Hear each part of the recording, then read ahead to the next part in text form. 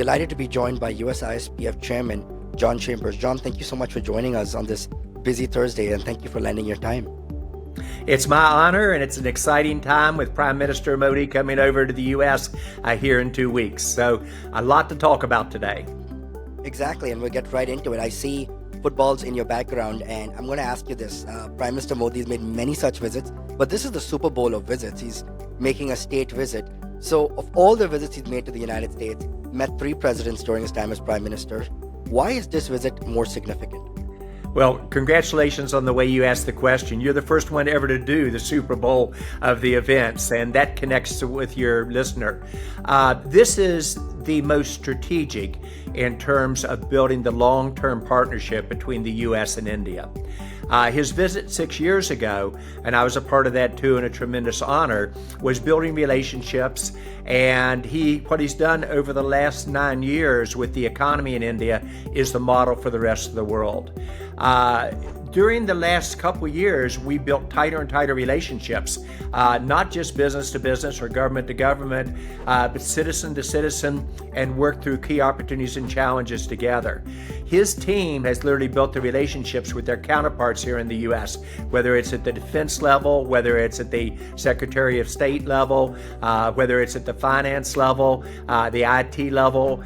The overall relationship between our countries has never been stronger. However, it needs to be the strongest in the world, and we need to take it to the next level. This is why that is the Super Bowl. I think it's the chance for him to come and continue to do what he does better than, in my opinion, any other leader in the world, in terms of understanding how technology changes a country's future, a digital India, if you will, also understands the value of strategic relationships and builds relationships, whether it's Republicans, Democrats, with every president we've had and every key leader we had. So that's why this one's so critical. It's the Super Bowl, but I can already predict the winner on this. It'll be the U.S. and India winning together. Well, yeah, at this rate, given how strong the strategic partnerships is, in a couple of years, we might have India's own Tom Brady and NFL. But speaking of the time you've seen India-US relations, you've been an investor in India, you've advised startups, you've advised tech companies. You've seen the Indian economy grow from, an overarching, very protectionist economy in 91 to where it is now as a G5 economy, overtaking its former colonial past in the United Kingdom. What do the tea leaves look for you in the next 30 years for the India's economy? To answer the last part of the question first, if you were betting on one economy in one country in Asia to both invest in, to do partnerships with, etc., it'd be India.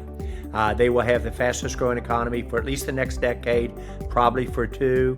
The average age is 28 years of age. Their IITs are amazing in terms of the schools. And it would be one that I not only bet on first, if I had to bet on a second country in a big way, I'd bet on India twice. So I think they will become among the fastest growing in the world. I do not think it's out of question that they may one day be the largest economy in the world. I think what you saw in China in 1995 till the last 5 years or so is the growth opportunity that India faces from 5 years ago to 15 or 20 years from now. So it's almost unlimited with a leader who is really building the foundation and has an ability to excite people about what is possible, to get people to have hope and to believe it's possible, to be able to execute off of those dreams and aspirations, and to get people to follow that, and then to go back and say, here are the results we got together. It's impressive. Fastest growing in a major economy in the world next decade. I think most likely it will be India each year. And as economies evolve, countries change, and Prime Minister Modi has been Prime Minister for almost a decade, 9 years to be precise, and you've seen his many visits and had many interactions with him. How have you seen the India-US relationship grow just under Prime Minister Modi alone since 2014? Well, I think the relationship with India over the years has been okay to good at certain times with the U.S.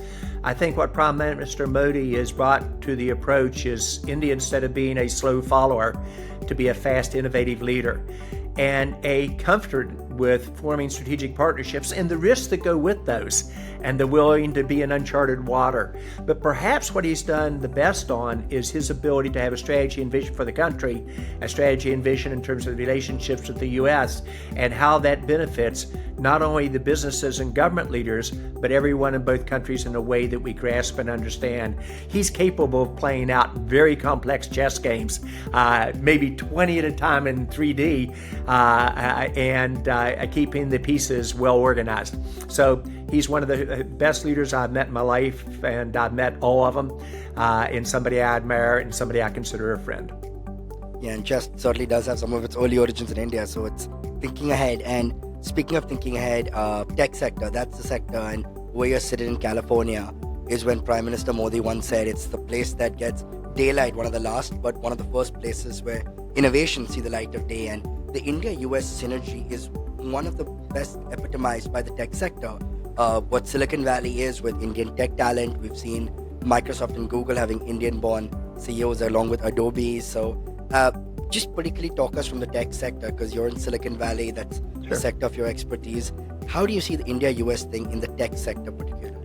Well, I think the relationship between the U.S. and India in the tech sector may be the tightest of all over time.